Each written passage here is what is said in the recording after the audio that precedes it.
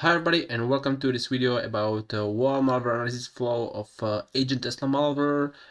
As one of you guys asked me about the help with this sample, I basically jumped to it because I never show wall malware analysis flow. Usually some tricks and tips about some specific issue, but in this case, in this video, I will cover wall malware analysis, which basically contains initial vector of compromise, which is a Microsoft Office document. This Microsoft Office document basically has external reference, and this external reference is another Microsoft Office document RTF format, and this RTF format is exploiting vulnerability equation editor, I think, and basically next stage of this RTF is basically shellcode, which is inside this malformed RTF document, and so we will be analyzing also the shellcode, and after that we will jump to the last stage, which is also downloaded, and the last stage is wrapped AgentTesla, and AgentTesla is basically packed in Visual Basic code, and I will show you how you can basically very fastly unpack it and obtain the obfuscated form of AgentTesla, and after that we will deobfuscate it. I will try to do it in a fast way, but I would also try to cover some more possible approaches. Yep. So let's jump to it. First of all, I obtained this link to the sample, and it's available on anyone. The link to the sample will be included below this video, as always. And you can see immediately I highly recommend download the sample if you just try to do it by your own, but I also recommend to download the PCAP, because if you, as you can see, the sample is like 4, 5, 6 months old, so the command and control server will be down, and it's down, I will show you later. So if you download the PCAP, here is all the next stages which are downloaded here. So we will just grab it from the PCAP. And what you can see here, you can see here that the Microsoft Office Word was spawned, and something called EQ and EDT32 was spawned too. It's basically equation editor. Basically, if you have a Microsoft Office document, you can just insert the equation table, and this equation table has vulnerability, I think, from the year of 2017, but you can see it here. If you open it, you can see here is equation editor starts application and CVE 2017 11882. Nice. So what you can see next, you can see here that the equation editor is basically spawning new processes called VBC, and check the command line VBC, and so probably something which was what was downloaded. And you can see here all the stages which were downloaded. So I highly recommend to download the PCAPs. You can see, first of all, you can see that here is some HTML. If you check the HTML, it's a redirection to some IP, and from the IP you can see that next stage is downloaded. If you check the next stage, it's some kind of RTF document.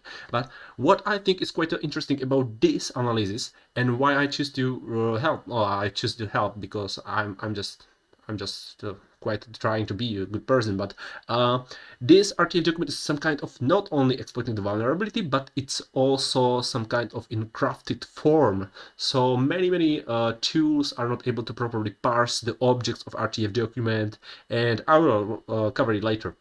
So here is the next stage, and which is basically the external reference. And here you can see the last stage is some kind of executable. Nice. So highly recommend download the PCAP and download the sample. Okay. Now I'm in my first VM. I will also use another VM because of Microsoft Office. So first of all, we have here the downloaded sample here. So let's unpack it. Password is infected from anyone. Nice. and you are here. Basically, what I suggest to start for everybody, every time confirm that you know what you are dealing with. Basically, the format of the file. So just use your favorite hex editor, and you can see that it's some kind of archive. And you can see the content is some XML files. So it looks like, really looks like some kind of Microsoft Office document in format OpenXML. Nice. What you can do next is basically use my favorite tool, Detect It Easy. Absolutely phenomenal. You can see here that it's a archive, but you can switch the detector for as a nose file detector and not Detect It Easy. And you can see it's because nose file detector is using some more heuristic signatures, and you can see it's Microsoft Office Word. If you check the content, I really love this tool. You can see in this content that that's basically Microsoft Office Word. docx format, OpenXML. Nice. So what you can do now? Now you can run PowerShell, and let's try some very good tools. My favorite when I'm dealing with documents are basically Oli tools and tools made by Didier Stevenson, very, very well-known science instructor and absolutely phenomenal person. So if you, first of all, I will try to use Oli ID, and on this sample. Even though this file is not in format of OLI2 stream, like OLI2 is a specific format of older version of Microsoft Office documents like doc, PPT, and XLS. Uh, Even though it's not OLI2 format, it's able to tell you that basically this document file format is Microsoft Office Word 2007 and later. Why? Because it's the docx and format is OpenXML. Nice. You can see that there are no macros, there is nothing encrypted, and what you can see here, external relationship 1, high risk. Yeah, that's basically what we want to check. And what is the URL, the external reference? And here is basically nice hint. Use Oli object for details. Nice. So just jump to Oli object and again download. And you can see that it was able to parse out the external relationship reference. Here is the URL. Okay, this is one thing. I really appreciate it, but what I usually do, just copy this, and we have to confirm it in some array. So I usually use at least 2 tools for the same thing. Trust, but verify. Extract files, okay, because as it's basically format of archive, you can extract it as a normal zip.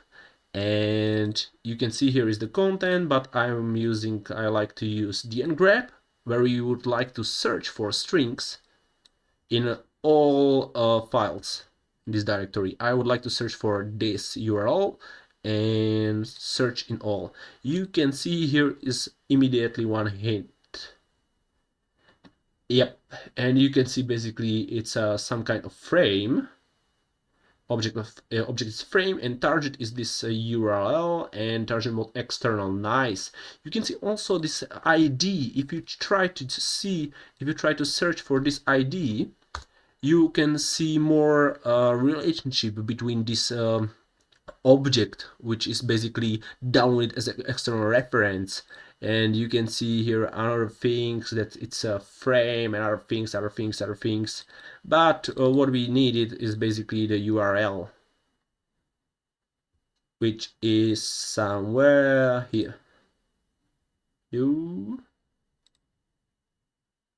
no, here. Okay, so here is some external reference. copy it, and again we can just run PowerShell. And what I usually like to do immediately, it depends on the time I have, so we can just do respond and invoke web request. We will try to download the external reference, but as I already told you, command and control server is probably down because it's quite an old sample.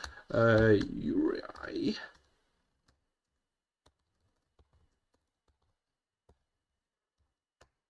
And user agent. I'll recommend to change your user agent because many command and control servers are just checking the user agent if it's really downloaded by Microsoft Office Word. So we can just search for Microsoft Office user agent and just grab for example this first one. Everything is better than the PowerShell. Yep, and copy it here and run it. If you check the response, you can see it's empty. Yep, it's empty, no raw content, it's just empty. So basically the server is up, but there is nothing to serve for us, even though we changed the user agent. Remember, change it, because it's really trivial to just on the server side, on the command and control server, just checking the user agent to just throw out all the tries to analyze this sample and other things. Okay, so but uh, for this that we can download it, I already downloaded and prepared it here. The PCAP. I have here the PCAP from the Enron, so you can just I think that we can delete this one and just run network miner, my favorite tool when I'm doing network forensics and other things. But it's a really nice tool when you want to fast extract some files from HTTP and other things, FTP and SMTP, FTP, other things. So first of all, you can see here are 3 files. Nice. First one is the HTML document. I think that is the document saying the redirection. So if you open the file, no, I don't want to do it this way. Open folder, and here one editor, and check it. That's move permanently and redirection to this IP. So let's check the IP. If you check here, you can see that it's sorted by time, and basically this is the next stage payload, which is the external reference. And if you check it, open folder, you can see it here nicely. And yep, just copy that because we will use it.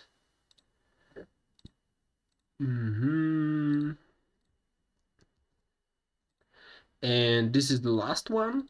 Open folder, and you can see it's an exe file. Let's confirm it quickly. Nice. So first of all, the Microsoft Office document is run. The initial one, it's basically downloaded external reference, which is RTF document. We will confirm it later. And this RTF document is exploiting CE 2017-11882, I think. And this exploit is basically shellcode, and this shellcode is downloading this last stage payload, the exe file, which is probably wrapped AgentTesla. Nice. Okay, just copy that because we will be using it later. Nice. We have here all what we need. Now, what you can do, let's confirm it quickly, or I will jump to my second VM.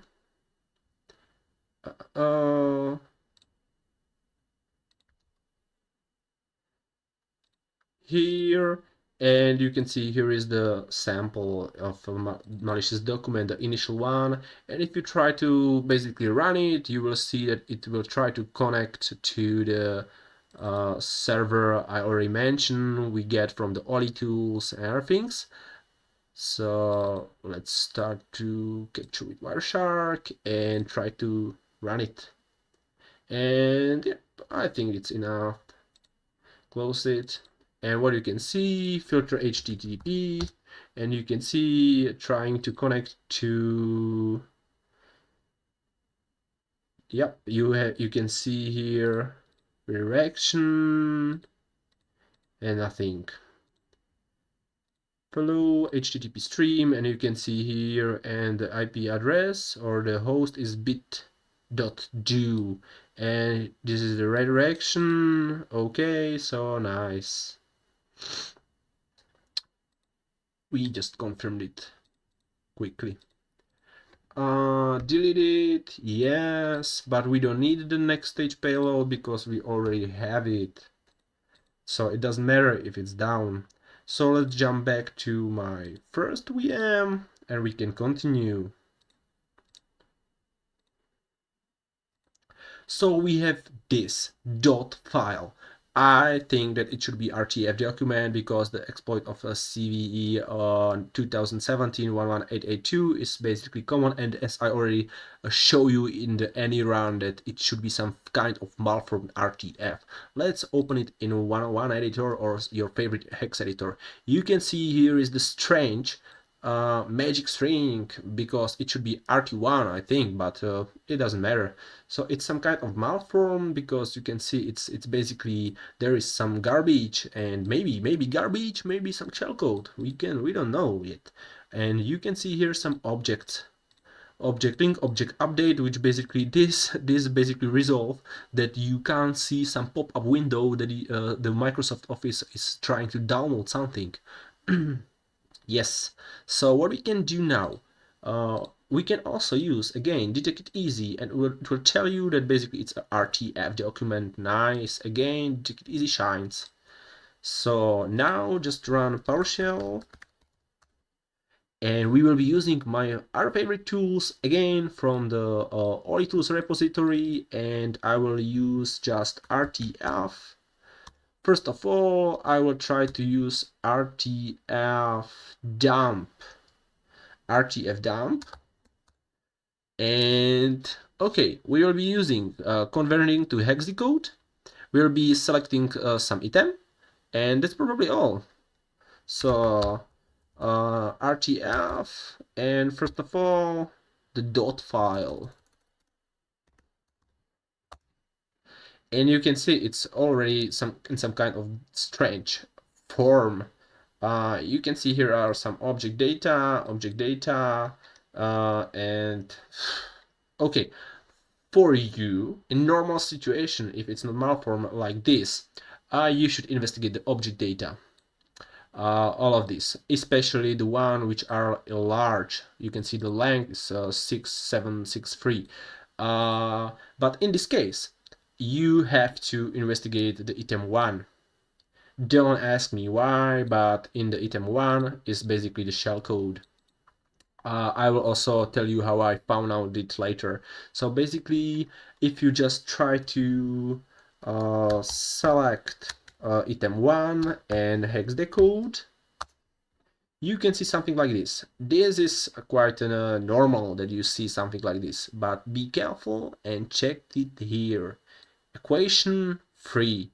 So this is basically the object of equation table, and somewhere here starts the shellcode, but we don't know it where exactly. But what you can help you, my other favorite tool is RTF object. RTF object dot and tell me. RTF object is able to parse out some two objects, and it will tell you that, hey, not well-formed Oli object. Okay, just try to extract them, because if you check the help for RTF object, you can basically extract all objects like save objects, all, and D as a dump dir. So dump directory. So we will just do options S all, save all, and the current directory, but folder will be dumped, and file name is dot, and it's dumped. Nice. We can check it and just show me in the one-on-one editor. And first object is empty. Nice. So we just don't bother with this, but this is something what you already saw. Equation free and something here. So we will be working, basically this is the same what we saw before here with the RTF dump. Nice. So we can just continue with this 903. 903. This is just basically empty, and this is our interesting one because it contains the shellcode, but we don't know exactly where. If it will be quite a nice form of RTF, we can basically extract the shellcode easily, but now it's quite more difficult. But no, for us, don't worry. So first of all, we can try some tools. We can try some tools. My favorite one is Source Search from Didier Stevenson, because Source Search has something which is called W, to search with embedded wildcards, and these wildcards are also able to find some typical shellcode starts and other things like prolog, epilogs, and finding the EIP address and other things. Typical instruction in assembly, encode it into bytes, and it will try to find there somewhere where the offset of from the file is basically. So we can use the source search with the option of W, and the file will be the one we extracted here. And what you can see, everything is just telling you that the offset is BB. BB, BB, BB, BB, BB, BB. BB is offset of something which probably search thinks that it could be the start of the shellcode. Nice. So what we can do now, we can basically try to open it in one-on-one editor, go to BB, which is somewhere here, yep, BB, and just delete this first things. If you check it, E9F901, E9F1901. So this is probably start, as source search is telling it to you. But we can confirm it later, it will be quite easy. First of all, I don't want to just try that I'm pretend that I'm just trusting all these tools because I didn't make them, but they are very awesome. But we can just basically rename it to the shellcode.bin. Nice. Let's throw it to IDA. It's basically the RTF document is trying to exploit equation table, equation program, and this program is 32-bit application, so it should be 32-bit shellcode. Okay, binary, yes, 32-bit. Okay, and select all. Okay, edit, select all, unidentified it, and just go to here and convert it to code with C. Jump to the location, and here is another location. Call. You can see that we start from the first, from the offset of BB as source search told us, but you can see here is only the jump. Jump, and what is going on here? Call, text view, and you can see here is the code, call, you pop EBP. What happens here? Basically just call the function and return address, which is address here, this one, is basically pushed on stack and it's popped here to EBP. So this is basically address where the location, how basically shellcode is trying to find the location where it is in the memory. And you can see another jumps basically for some obfuscation. You can see here is some adding to EBP, location another one, another one, another one, another one. And here you can see basically some counter, and because it's the location of the shellcode with some value. And you can see here is some multiplication. Nice. Jump here, adding, so multiplication, adding, dword multiplication, so you can see it nicely XORing. So basically this is the decoding routine of the shellcode, because the shellcode, if you check it, it's really it's obfuscated and it's not readable. So what we can do, first of all, we can just get rid of this, because we don't need this. We just need here the start 1FE. 1FE is our start we are interested in. If you check the, we can just general and show me the opcodes, and we just try to find 1FE EA88. Open in 101 editor, and 1FE, I think it was 1F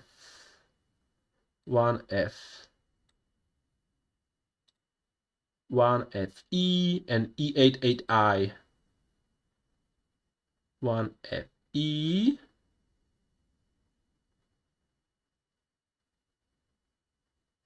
Oh,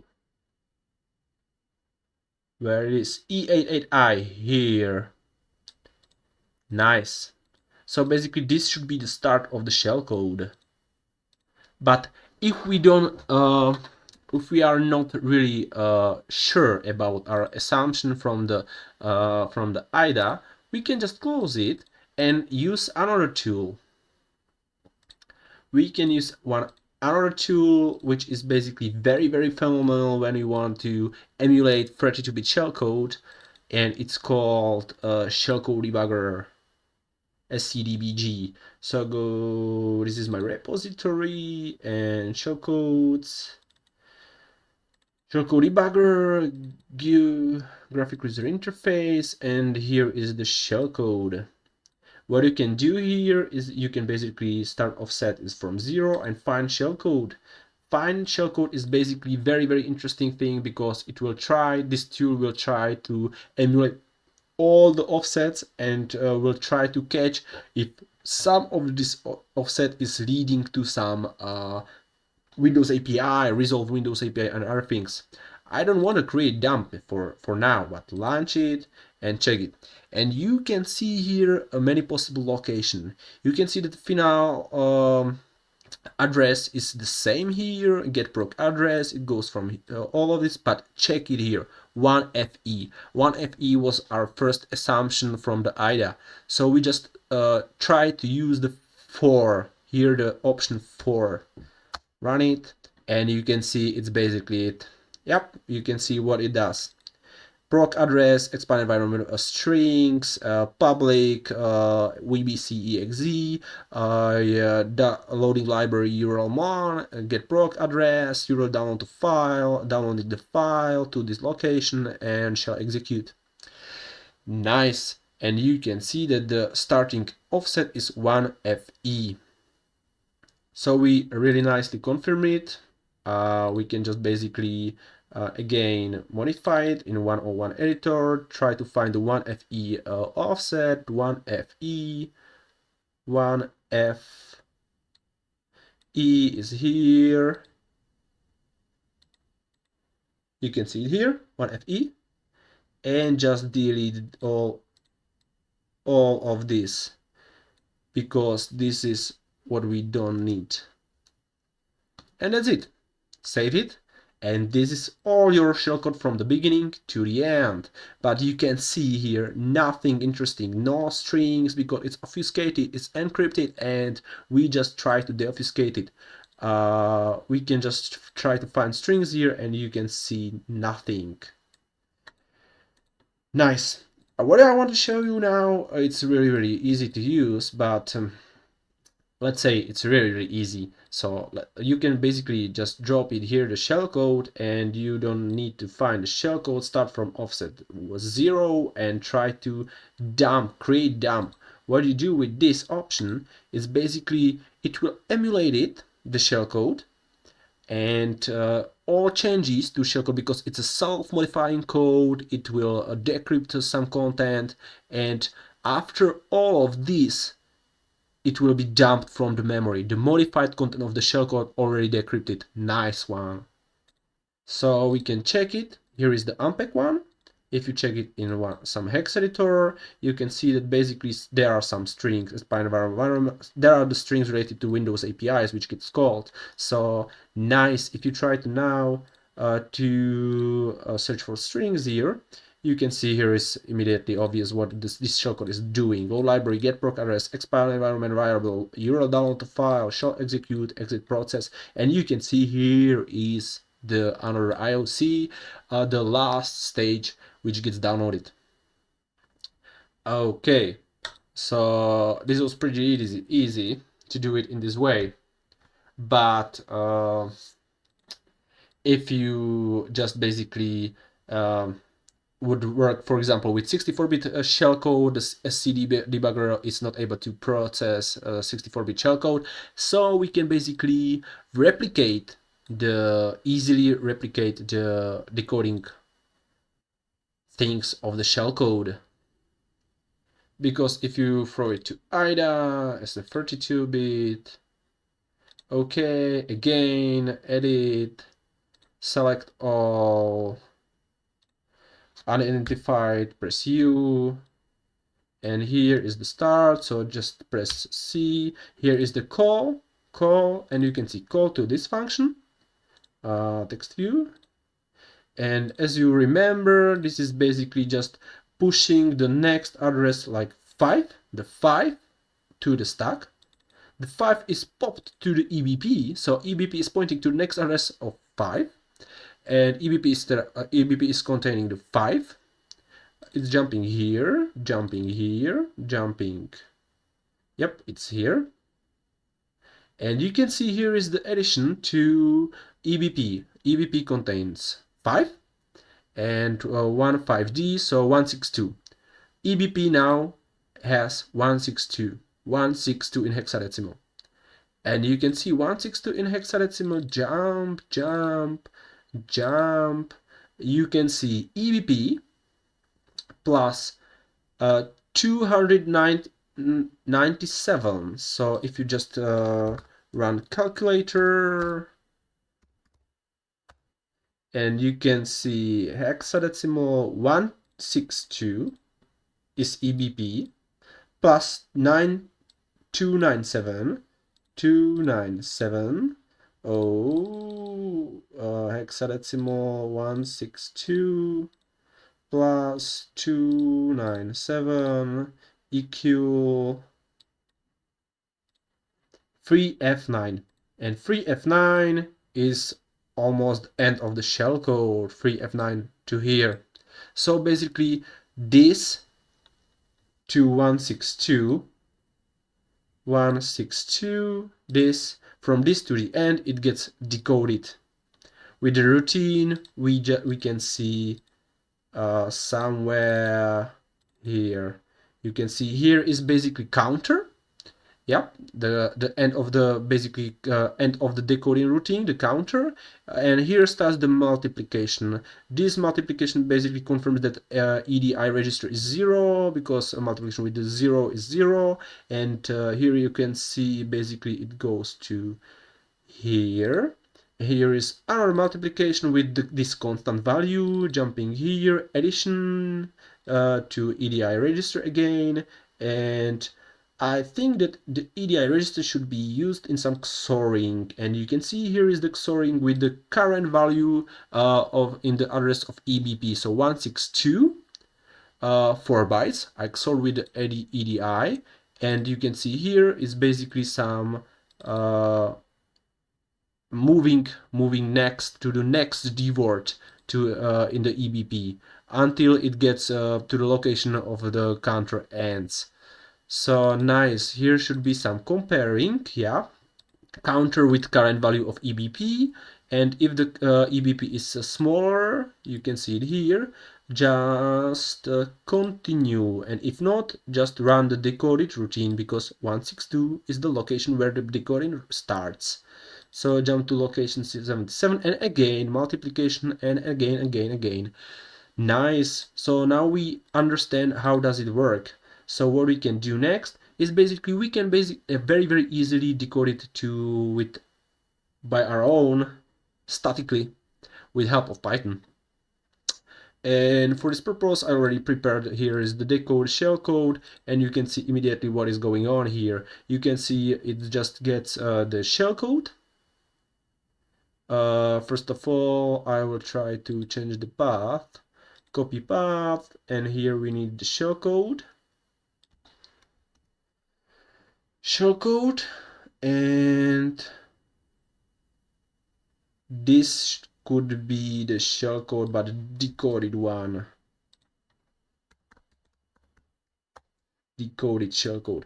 And here you can see basically the constant which starts basically with 0, and what you can see loading the shellcode. The shellcode is just from the range 162. You know, basically there is starting the decoding routine of the shellcode to the length of the shellcode, and steps are basically 4 bytes, dwords.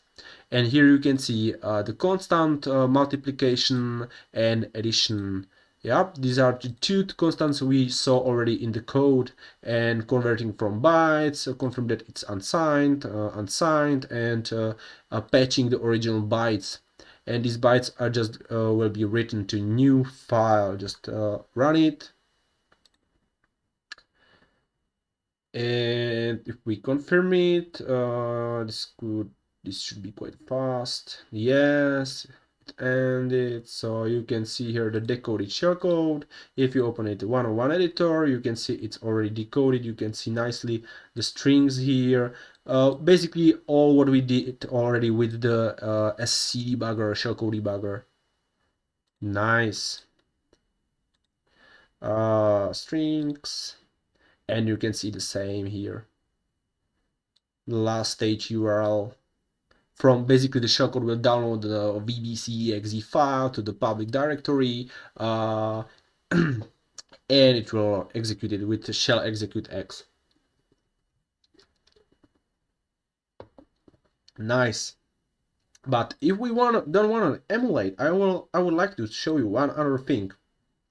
We can basically just grab the shellcode, which is encoded, copy it, and we will just convert it to, we can convert it to exe file. Debuggers, shellcode, and shellcode to exe. We will convert it. This is basically the encoded shellcode, but we can convert it. Shellcode, the bat file, and we just saying we want a 32-bit exe file. The file we want to convert to exe is shellcode.bin, and the output is xxx.exe. Enter, and it's done. Here you can see it. What you can do now is basically we can trace with tiny tracer, awesome tool made by Hasherazade. So basically tiny tracer is based on pin tool, tracing tool, binary instrumentation tool, which is able to hook function, and it will basically tell you what function got called, and with all what parameters. If there are no arguments printed in the result tag file, just change the params.txt file. I will not be covering it here. So that's it. It's probably done. Yes, and sometimes it just happens that it's still hanging here around, so terminate it. Okay, here is the tag file, and if we open it in 101 editor, we just confirm that basically we can see the same output from the shellcode debugger. So expand environment variable, you can see here the environment variable, URL mon, low library, and get proc address 0 download to file. Just remember this API, because I will show you later why it is important. And yep. It downloads the file. Again, it will try to load library shell 32 because it will try to get proc address shell execute X, and it will execute the sample. Nice. So this was another approach. The last one approach, which is most reliable and most it works every time, because this was like a little bit guessing where is the shellcode start and other things we have to know many knowledge, but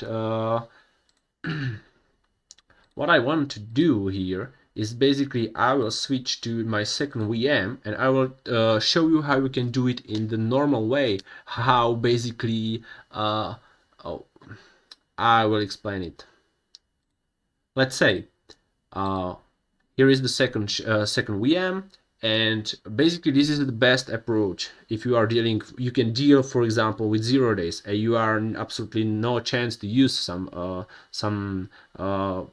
parsers or already built-in tools because they are not prepared for this 0 day. So how you can do it? You just know that this document is just spawning something what it shouldn't spawn.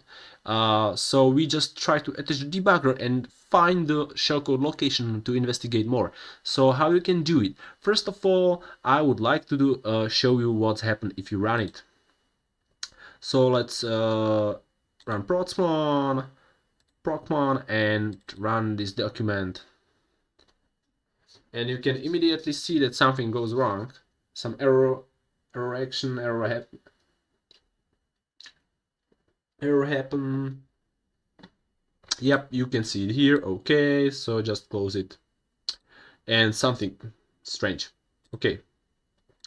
Procmon is here, just stop it, tool, process tree, and show me the process tree. First of all, you can see here is the Windows word, and I think that with the help of com object, basically the equation program is spawned to show you the equation table, which basically has the vulnerability, and you can see it here. So just copy this, because we want to, in this program is the one vulnerable. This we want to trace, this we want to debug, this we want here in this process is the shellcode. So just copy this name, close it, let's find it. Oh, first of all, jump to gflex,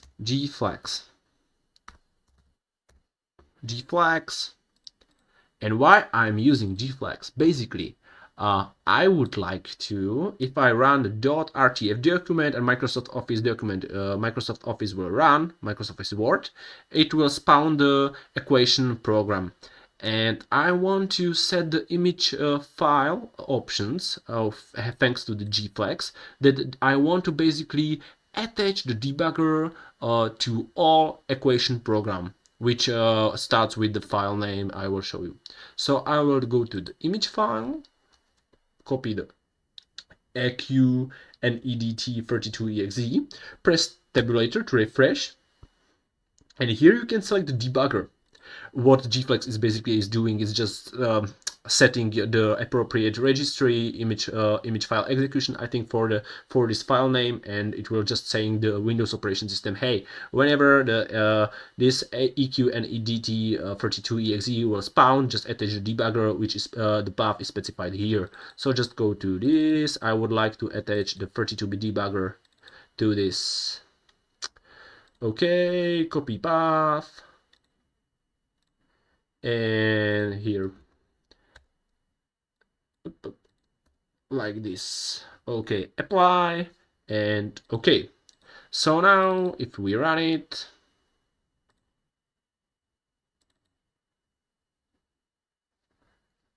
you can see we have attached the debugger to the equation program. So let's continue to, and we are on the entry point. We are on the entry point, just check the symbols and you can see some symbols here, but there is not yet the URLmon, which basically is performing the download to file.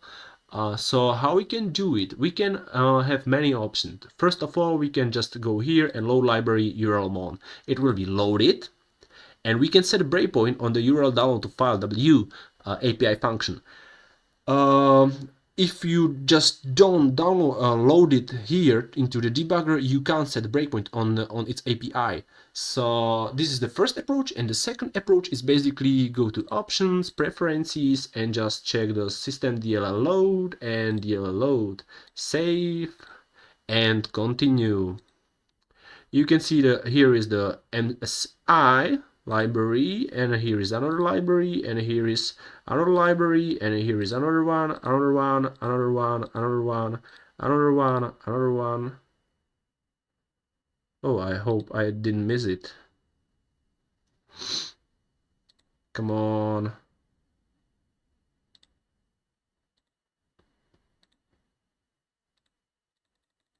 Okay, so once again, come on, go to entry point. Okay, system breakpoint, entry point.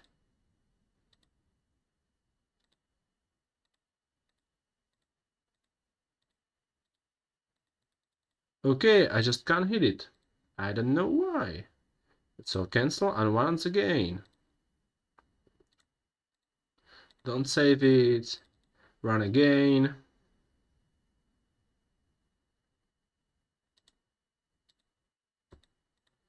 And check the URLmon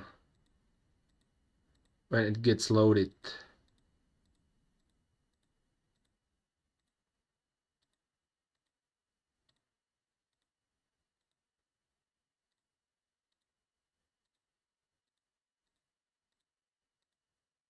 And here it is. Here it is. Don't ask me why we couldn't saw it before, but here it is. If you check it, first of all go to option and uncheck the option DLL load and system DLL load. Save it, and you can see here somewhere URLmon, and now find the URL download to file W here. And I already preset the breakpoint here, but remove. We just set here the breakpoint. Go to breakpoints, and you can see here we have the breakpoint. Oh, I don't know what is this, but here it is. We set the breakpoint on the function. Let's continue. And we also uncheck the options of the DLL load breakpoints. Continue, and we hit the breakpoint URL download to file. This should goes from the shellcode. So just check the call stack, and in the call stack you can see the location from where it got called. Here we can see call EAX, and EAX just pointing to URLmon, URL download to file W. Okay, and what is this? This is the shellcode. So if you just, for example, search for some undirected calls which get resolved during the runtime, just here is call EAX, here is call EAX, here is call ESI, call EAX, and this is probably all. Call EDI, and continue. Next is shell execute. You can see shell execute, and shell execute is quite a strange function because there is only one argument which points to structure and other things, but I can show you. Basically, if we just grab the first argument, shell execute, follow in dump, follow the word in current dump because it's a pointer to structure. So here, and this is basically, it looks very strange, but this is basically structure. And here is, I think, this is the file name which gets executed. I think you can again follow the word in current dump because it's a pointer, and you can see here is the file. Nice. And that's it. We are basically debugging the shellcode, and again, you can just again try to find location before or in the start of the shellcode and other things. But this is basically a very good approach how you can do it, very reliable. Nice, that was all. But now, okay, close. Don't save here. So I will switch back to my second VM and we will continue.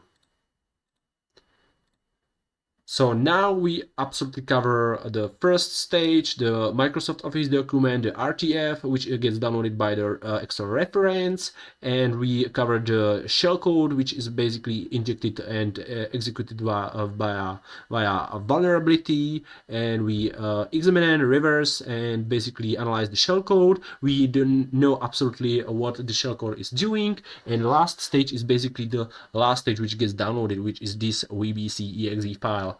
Just copy that. And here. So now, first of all, I will throw it to PE Studio.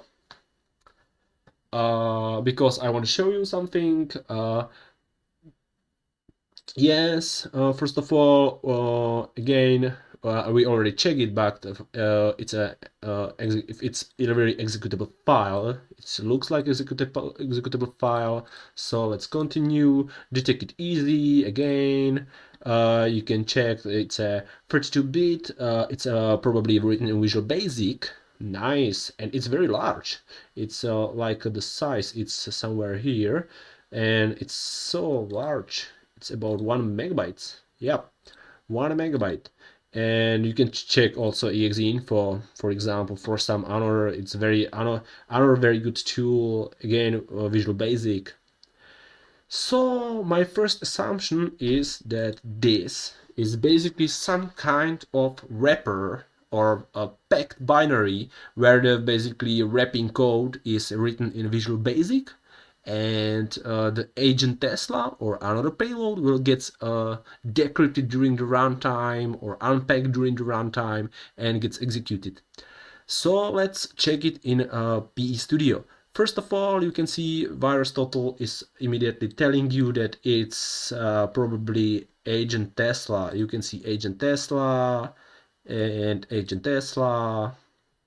Okay, what is next? What could be interesting? First of all, resources. There are many resources, but none of them is quite interesting. So we can see the libraries, Microsoft Visual Basic, and imports, no imports. Okay, that's quite normal for Microsoft Visual Basic, but what we can see here in the strings, for some machine learning, artificial intelligence sorting of strings, I highly recommend to use PE Studio as an initial assessment, malware initial assessment, or a combination of string zifter, flare strings, and rank strings, because it's very nice. And what you can see here, blacklisted, it will be very fast. You can see blacklisted, you can see many something strings related to decryption, API function of addWP, and decryption, crypt decrypt. Absolutely think, I really think that crypt decrypt should be our first thing what we should check. Yeah, there are many other strings, but basically it's wrapped in some kind of a messy code which contains very not interesting things, but we want to get the final payload. So crypt decrypt is basically our point of interest. Nice, we can just throw it to debugger. File, open, and open me the file. Desktop. Here, vbc.exe open.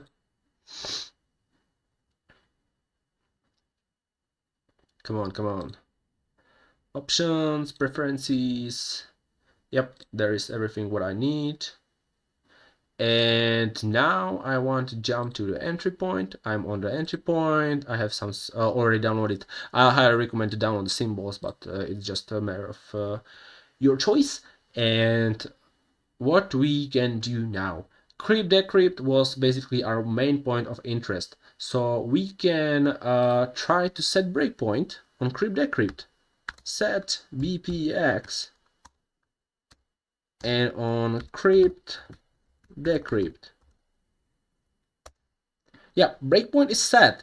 That's good, because if it's an error here, it basically means that the adwp DLL is not loaded now. So basically, you should jump here and load the library adwp and set a breakpoint on the crypt decrypt. But in this case, the adwp is loaded. You can see it here, somewhere here.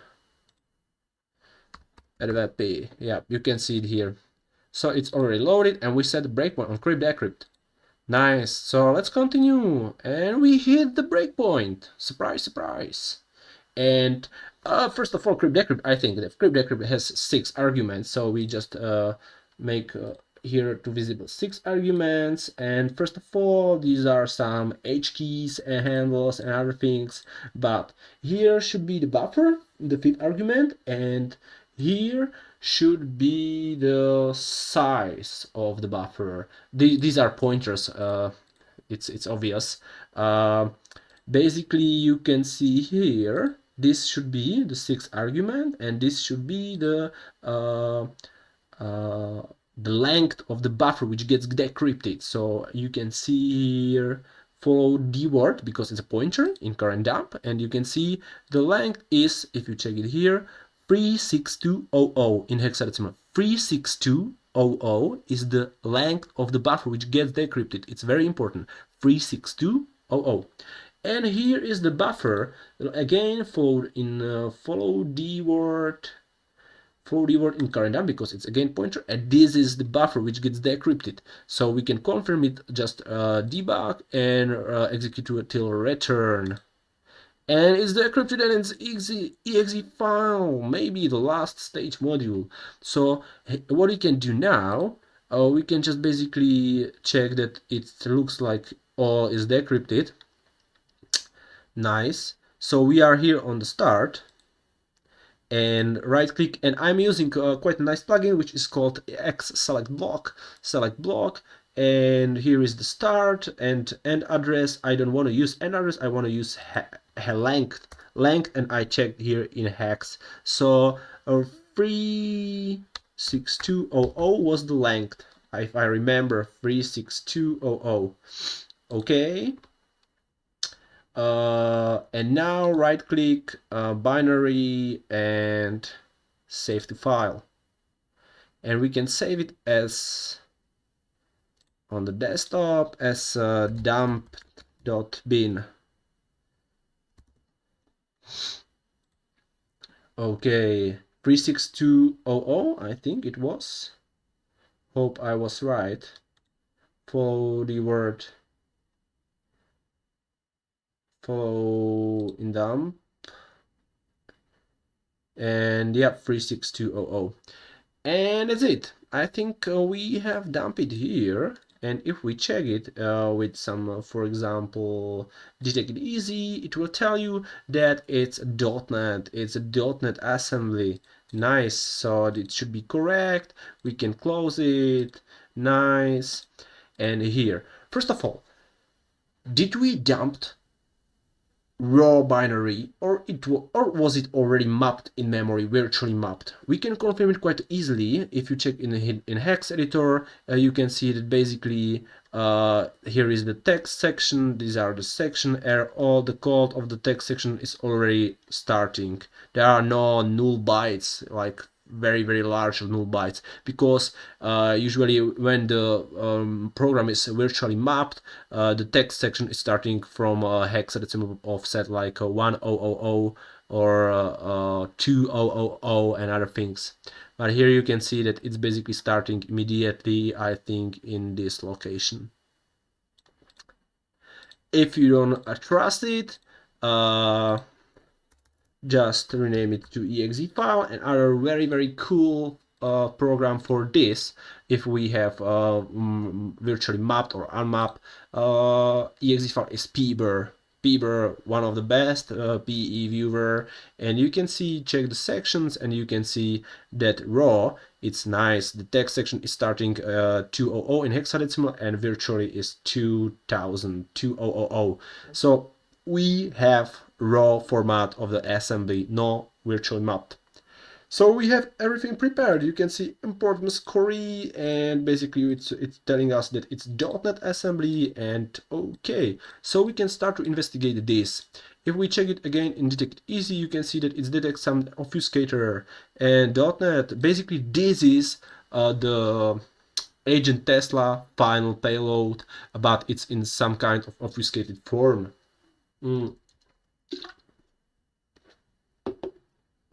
Wall and the main obfuscation process I basically covered in my previous video about AgentTesla. So if you wanna refresh it and learn some new tricks about obfuscation, just check them. But for now, I will just do it in a dirty and quick way. I will be using dnspy and also d4dot. So first of all, just grab it here and go to entry point, and in the entry point you can immediately see that basically there are some obfuscated strings. So basically you have nice readable binary. The assembly, the code is readable, but all strings are obfuscated, so you can't see here anything. But you can see here are the obfuscation, the strings obfuscation. Basically, this namespace and this class is responsible for all string obfuscation. You can see if you double click on, if you click on the method, you can see here basically when this string gets used, it will call this method in this class, in this namespace, and decrypt that string and use it. And it's all defined here. Here is the namespace, here is the class, and here is the method responsible for the decryption strings, and here you can see something.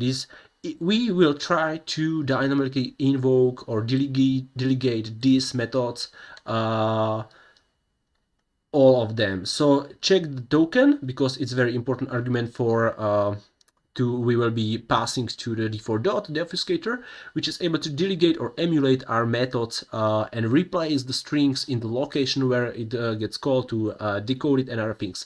So you can see 0600022E, and you can see 22F, 230, 231, it just increasing one by one. And the last one is somewhere here, the last one is here, 343, 542 is last one. So we need to use this metadata token of this function. Nice. So let's close it, file, close. Again, if you wanna spend some more time with the obfuscation routine, just check my previous videos. For this purpose, I already prepared here the token generation, because we will need to generate the command line arguments for the d4dot, and it's quite difficult. But we will use the Python, so it will help us a lot. So let's start the Visual Studio, and also let's start the d4dot. Malware tools, d4dot, obfuscators, .NET obfuscators, d4dot, here it is.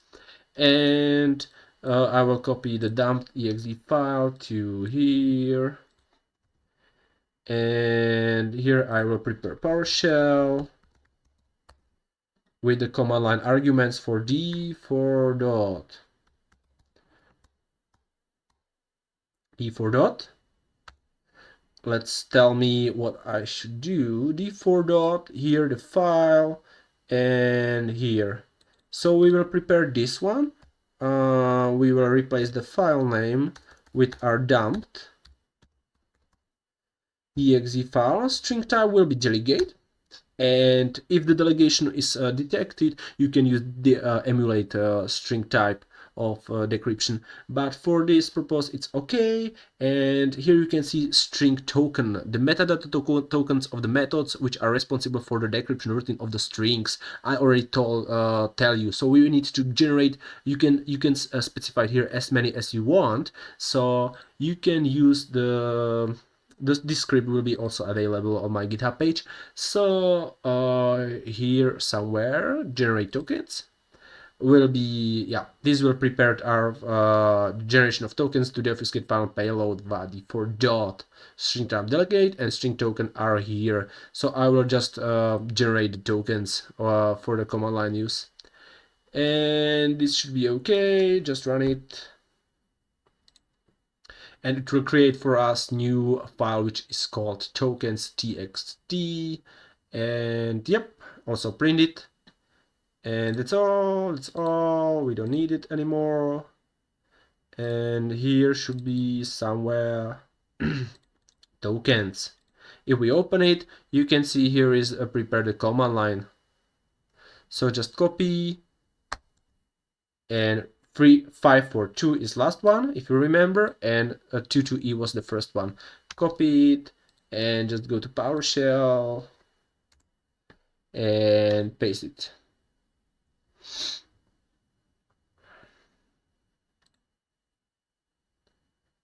Nice. You will prepare the command line, and after that we will just basically run it. Come on. Yep, it's already done. So run it, and it will deobfuscate our last stage payload for us, the d4.awesome tool. We can close it. We have it somewhere here. Dump, we are not interested in the dump, we are interested in the clean one. Yep. Here, throw it here. dnspy, just check it here. Dumped, cleaned. Go to the entry point, and you should see that the strings are already decrypted. Nice, you can see it immediately. Here is the persistence and other things. Nice. What you can do next is basically go to this class, to this namespace, because this is basically the decryption routine, which wouldn't be used anymore because all strings are already decrypted. So you can just right click and delete the namespace. Go to file and close the file. Save the module. Save it to the original one. Okay, and that's it. Again, jump to the entry point, and you can happily analyze the deobfuscated, decrypted, prepared for analysis AgentTesla, which is basically very trivial, because we have now they revealed all the strings. So for example, if you just close it, we already patched this binary, because check the size is very small. Now what you can do is basically print all strings, and according to the strings you can just basically guess what is the activity of this program. Yeah, you are seeing many interesting strings, and now is the time that our another tool could shine a little bit and help us. Flare strings, we will just extract all strings. Flare. Okay, command line. So let's switch to PowerShell.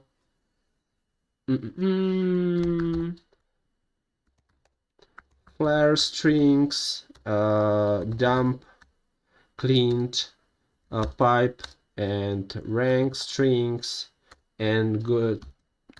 Throw it to strings txt. Yep, and it should be very fast.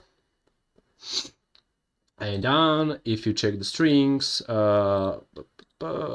here, yep, you can see immediately the strings. Okay, here of interest, you can see the Tor browser, you can see some other APIs, the dynamic DNS, some FTP, and many things.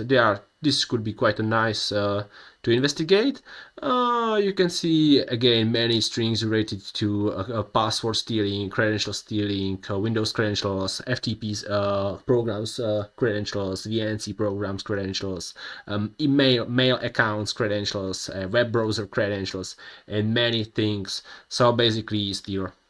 But I covered it already in my previous videos. So that's it. That was malware analysis flow of the AgentTesla from the initial compromise file, which basically this file usually is delivered via email attachment. You should investigate this, and basically this is most of the time it's a everyday job of the malware analyst, and I hope you enjoy this.